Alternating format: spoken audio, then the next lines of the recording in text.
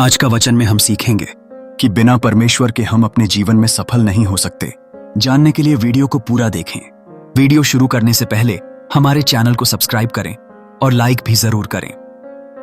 नीति वचन 19:21 स्पष्ट करता है कि मनुष्य के मन में अनेक योजनाएं होती हैं, किंतु जो यहोवा की इच्छा है वही स्थिर रहती है।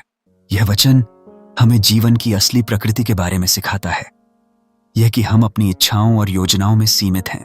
इंसान अक्सर अपनी अनुभव और ज्ञान के आधार पर योजना बनाता है, लेकिन वह अक्सर अनिश्चितताओं से भरा होता है। हमें यह करना होगा कि हमारी योजनाएं चाहे कितनी भी अच्छी क्यों न हो, हमेशा सफल नहीं होंगी यदि वे परमेश्वर की इच्छा के खिलाफ हैं। इसलिए हमारी मानवता के भीतर की सीमाएं हमें यह सिखाती हैं कि परमेश्वर ही अंतिम निर्णय करता है। परमेश्वर का ज्ञान सर्वोत्तम होता है, उसकी योजनाएं हमारे लिए सर्वश्रेष्ठ होती हैं, भले ही प्रारंभ में हमें उनके असली फायदे का अनुभव ना हो। जैसे यूसुफ का जीवन एक मधुर उदाहरण है, जो अपने भाइयों के द्वारा गुलाम बनाकर बेचे जाने के बाद भी परमेश्वर की योजना के तहत मिस्र का प्रधान बना। उसकी योजना ने उसके परिवार की रक्षा की और एक नई दिशा प्रदान की। हमें परमेश्वर पर भरोसा रखने की आवश्यकता है।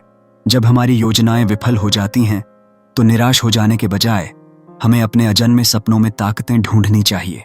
जैसे एक किसान जो अच्छी फसल की उम्मीद लगाता है, लेकिन मौसम खराब होने पर भी यदि वह अपने प्रभु पर विश्वास रखता है तो वह अगले वर्ष एक शानदार फसल की प्राप्ति कर सकता है। तो हमें मेहनत करनी चाहिए, लेकिन अंतिम परिणाम परमेश्वर पर निर्भर करना चाहिए। वह हमारी भलाई के लिए जो कुछ भी करता है वह हमेशा सबसे अच्छा होता है। जब हम असफल होते हैं तब हमें निराश होने की बजाय परमेश्वर से जुड़कर उसकी योजनाओं की दिशा में आगे बढ़ना चाहिए।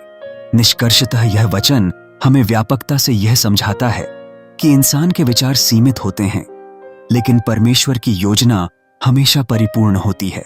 हमें अपने हर निर्णय में उसकी इच्छा को प्राथमिकता देनी चाहिए और उसके प्रति विश्वास का भाव रखकर आगे बढ़ना चाहिए।